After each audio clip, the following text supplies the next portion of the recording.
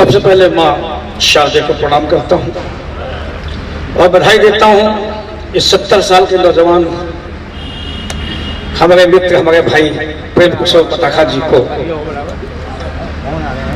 कि आज हम उनका जन्मदिन मना रहे हैं, उल्लास के साथ मना रहे हैं। आप लोग सोच रहे होंगे 70 साल का नौजवान मैंने क्यों कहा। प्रेम किशोर पताखा जी ने हास्य की कविताएं लिखी, हंसाया है, और जो लोग हंसाते हैं वो हमारी दृष्टि में आयुर्वेद की दवाइयाँ होती हैं। वो आयुर्वेद की दवाइयाँ कभी एक्सपायरी डेट की नहीं होती। एक बार उनके सम्मान में ताली बजा दीजिए। बहुत बढ़िया का सम्मान चला। अब 2-3 लोग शेष हैं। शेष क्या है? बाकी सारे लोग विशेष हैं। सोन रूपा ने बहुत बढ़िया प्रेम मोहब्बत में पढ़ा, और एक पंक्ति तो बहुत बढ़िया कही सुनी कि आज का काहे का प्रेम, काहे की मोहब्बत। व्हाट्सएप से शुरू होता है, व्हाट्सएप से खत्म होता। लेकिन सोन रूपा कभी कभी प्रेम ऐसे भी खत्म होता। मैं घटना बताता हूँ आपके आनंद के लिए, बिल्कुल आनंद से सुनना।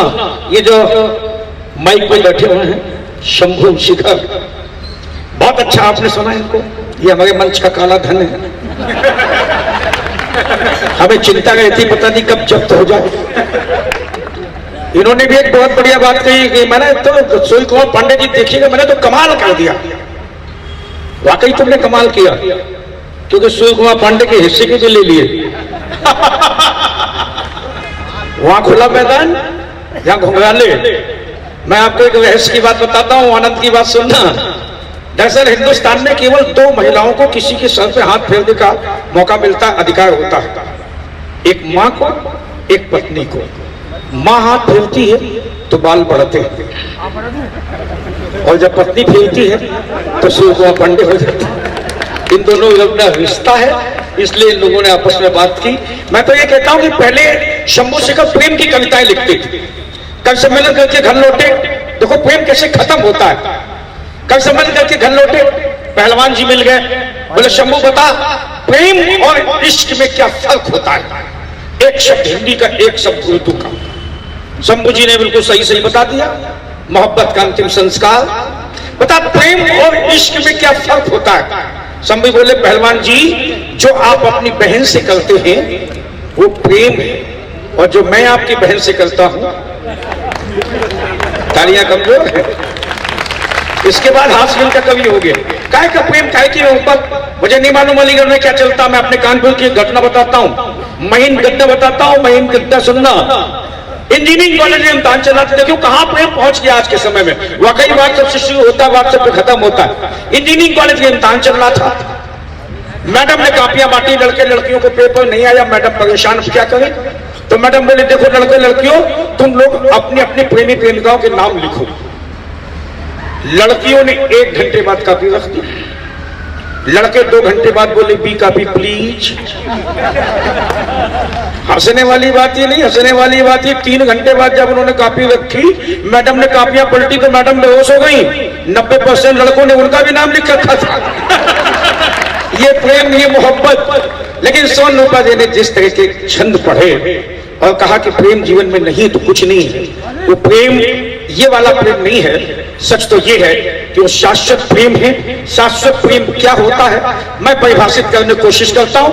अगर परिभाषित हो जाए तो इस सोन रूपा विशाल के लिए आप तालियां बजाना, सम्मान देना, क्योंकि उन्होंने उस प्रेम की पंक्तियां पढ़ी हैं जो प्रेम शाश्वत प्रेम होता है। परिभाषित करता हूं मैं। एक बार समुद्र ने नदी से कहा, कब तक कब तक कब तक, आखिर कब तक तू यूं ही दौड़ दौड़ के मेरे खारे पानी में गिरती रहेगी। नदी का जवाब सुनना और समर्थन देना।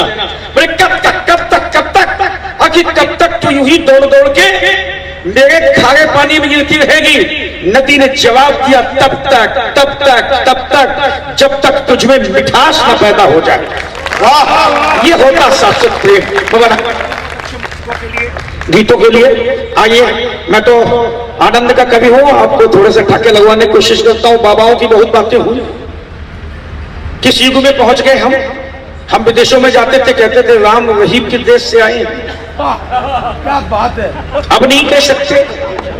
हमारे बेटे ने हमारे बाप को बाबा कहना बंद कर दिया, या स्थितियां हो गई कैसे कैसे कमाल, कैसे कैसी स्थितियां। वो एक बाबा आप टेलीविजन पर देखते हैं, चूवन चटनी समोसे से उपाय बताते, मैं आपके आनंद के लिए बताता हूं। एक 35 साल का नौजवान, शंभू भाई, एक 35 साल का नौजवान चला गया निर्मल बाबा के दरबार में। बोले बाबा 35 साल का हो गया हूं, शादी की एक्सपायरी डेट खत्म हो गई, अब तक शादी नहीं हुई, कृपा कीजिए। बाबा बोले जेल में किसका फोटो डाल के चलते हो? बोले बाबा राहुल गांधी का। बोले बेवकूफ, दिग्विजय सिंह का डाल के चल, एक नहीं दो हो जाएंगे। और दोस्तों डाल के चला तो अगले साल हो गई। 3 साल तक कोई संतान नहीं, तो फिर बाबा के यहां पहुंच गया। बोले बाबा अब 3 साल हो गए शादी के, आंगन में किलकारी नहीं फूटी, कृपा कीजिए। बाबा बोले कमरे में किसका फोटो लगा रखा बेडरूम में? बोले बाबा माननीय नरेंद्र मोदी जी का। बोले बेवकूफ, लालू यादव का लगा, पूरी क्रिकेट टीम तैयार हो जाएगी। लगाई लेकिन मामला नहीं बना, उल्टा पत्नी से झगड़ा हो गया। तो फिर चला गया बाबा के दरबार में। बोले बाबा 5 साल हो गए शादी के, एक दिन नहीं पटी, रोज कांव रोज झाई झाई करे तो क्या करे? बोले तूने कभी अपने पत्नी के हाथ के बनाए हुए खाने की तारीफ की? बोले बाबा नहीं की। कपा वही अटकी हुई। क्या बात है, हंसने वाली बात ये नहीं, हंसने वाली बात ये अगले दिन पत्नी ने सुबह सुबह नाश्ते में 2 पराठे रखे, पैरा को मुंह में रखा। पट्टे पे बाबा की बात ध्यान आ गई, शुरू हो गया। बोले बाबा क्या पराठे बनाए, कितने लजीज, कितने स्वादिष्ट, जिंदगी में ऐसे पराठे नहीं खाए, मन करता जिन हाथों से बनाए हाथों को चूम लूं। पत्नी ने तो झापड़ लगाए।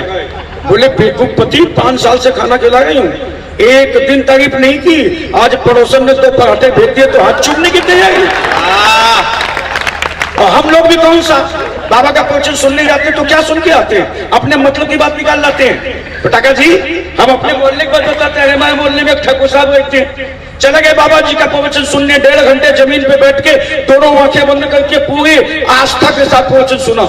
लौट के आए, अपने मतलब की बात निकाल लाए, पत्नी को घर से बाहर निकाल दिया, काम वाली बाई से शादी कर ली। मोहल्ले वाले चौके, तूने ये क्या किया? बोले बाबा जी ने सिखाया। बोले बाबा जी ने ये सिखाया? बोले हाँ बाबा जी ने सिखाया, माया छोड़ो शांति के साथ रहो। जब स्थितियां ये हो तो बेचारा धर्म कहां आके खड़ा होता है? दुकानें खुल जाए धर्म की, धर्म की स्थिति क्या होती है? एक 6-7 लाइन का व्यंग पढ़ता, आप तक पहुंचे तो समर्थन करना। कहां पहुंचा धर्म? पन्नों में छपे धर्म ने अक्षर से, वाह, पन्नों में छपे धर्म ने अक्षर से पूछा, अनुमति हो तो बाहर घुमाऊं? श्रीमद् भगवत गीता, श्री रामचरितमानस, पाक कुरान, बाइबल, गुरु ग्रंथ साहिब, सब कुछ पन्नों में धारण करें तो धर्म, नहीं तो क्या स्थिति बनती? सुनना, पन्नों में छपे धर्म ने अक्षर से पूछा कि अनुमति हो तो बाहर घुमाऊं? अपने तथाकथित घरों यानी कि मंदिर, मस्जिद, गुरुद्वारे के चौखटों को चूमाऊं? अक्षर बोला चुप बैठ, बाहर जाएगा तो भीड़ में खो जाएगा, तेरे नाम पर लोग अय्यासी करेंगे, करवाएंगे दंगे, बदनाम तू हो जाएगा। वाह वाह वाह वाह वाह, बहुत अच्छे, बदनाम तू हो जाएगा। तब से धर्म अपनी ही सुरक्षा में कुछ अधिक ही मुस्तैद है, चुपचाप सांस रोके किताबों में कैद है, किताबों में कैद है, किताबों में कैद है, किताबों में कैद है। उत्तर प्रदेश की राजनीति की बड़ी बातें हुई। शंभू जी तुम तो बिहार में रहते हो, उत्तर प्रदेश की राजनीति क्या जाने? आपने कहा बिहार में शराबबंदी की वजह से दोस्ती टूट गई। मैं दावा करता हूं ऐसा नहीं हुआ, ये केजरीवाल की जबान लग गई। अब बात में कह रहा हूं, टिप्पणी कर रहा हूं, टिप्पणी पहुंच जाए तो समर्थन करना है। केजरीवाल ने बयान जारी किया था, आपको याद होगा कि वोट कहीं भी डालो जाता भाजपा के खाते में। भले 20 महीने बाद गया लेकिन गया वही। वाह, यूपी पे आपने टिप्पणी की, भाजपा जीती तो अब जीती, ऐसे नहीं जीती भाजपा। भाजपा इसलिए जीती क्योंकि पुरानी सरकार के नेता खुद हारे। अब आप सोचते खुद क्यों हारे? उन्होंने हारने का मन बना लिया था। मैं प्रमाणित करता हूं, प्रमाणित हो जाकर समर्थन करना। आपने देखा आगरा एक्सप्रेस वे बनाया उन्होंने, उस पर फाइटर विमान उतारे, और जब ये विश्वास हो गया कि सड़क बिल्कुल पक्की है तब सत्ता छोड़ के सड़क पे आए। वाह वाह वाह वाह वाह वाह, पहले से मन बना लिया था। उन दिनों एक बहुत स्लोगन चला, गुजरात के गधे, गुजरात के गधे। दिमाग में गधा शब्द बैठ गया। अब घटना सुनना, व्यंग पहुंचे तो समर्थन करना, गधा शब्द बैठ गया। मैं घर में आया, मैंने शब्द का प्रयोग बच्चे के साथ कर दिया, और जो घटा वो मैं बताता हूं।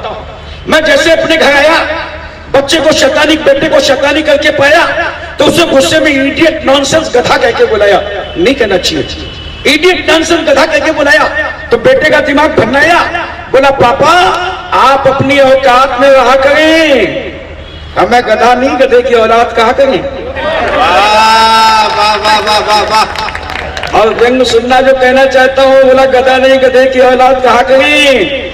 बेटे की अनुशासनहीनता और मनमानी देखकर मैं गहरे विचारों में खो गया। थोड़ी देर के लिए लगा कि जैसे मैं मुलायम सिंह यादव हो गया, मुलायम सिंह यादव हो गया, मुलायम सिंह यादव हो गया। एक टिप्पणी आपने बड़ी आक्रोश के साथ की। पिछले एक दशक में हास्य फिल्म में जो बहुत तेजी से नाम आया है वो शंभू शेखर का होता है।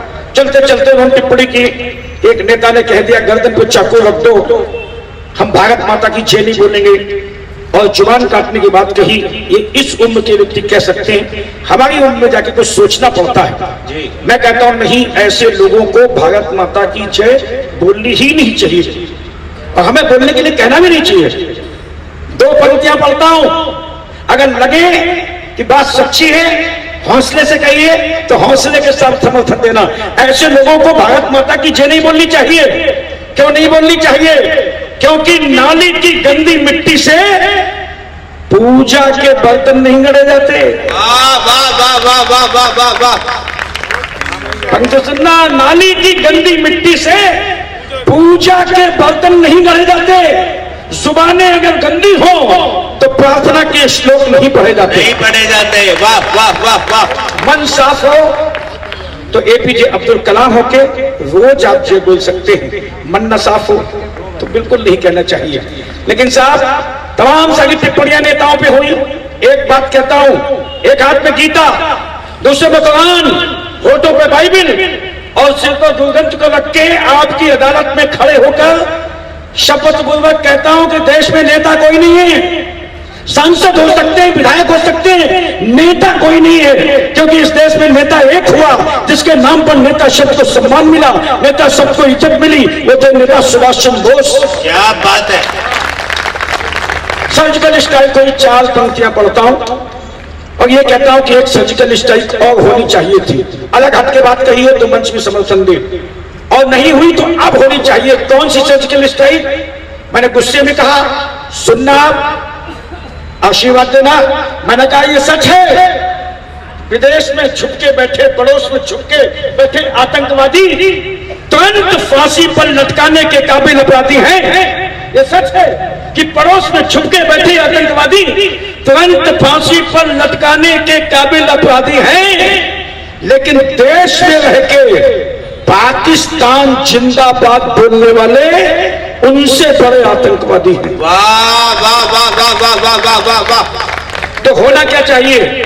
चलो सुनना, उनसे बड़े आतंकवादी हैं। इसलिए न्याय नीति सीधी, सच्ची, सहज, सरल, शीख और नेक होनी चाहिए। न्याय नीति सीधी, सच्ची, सहज, सरल, शीख और नेक होनी चाहिए। आतंकवादी बाहर के हो या भीतर के, दोनों की सजा एक होनी चाहिए। चलते चलते सिर्फ 2 पंक्तियां। मैंने कहा नेता कोई नहीं है, लेकिन कुछ दिखाई पड़ने लगा है, क्योंकि दुनिया में भारत का मान बढ़ा है। मैं 2 पंक्तियां पढ़ता हूं, किसी पार्टी का नहीं हूं, आपको भी सच्ची लगे तो समर्थन करना। क्या मान बढ़ा है कि आज अमेरिका को भी भारत की अगवानी में कालीनों पर फूलों को बिछाना पड़ता है। वाह वाह वाह वाह वाह। आज अमेरिका को भी हिंदुस्तान की अगवानी में कालीनों पर फूलों को बिछाना पड़ता है, और जिसे कभी बीजा देने से मना किया था उसे जीजा कहकर बुलाना पड़ता है।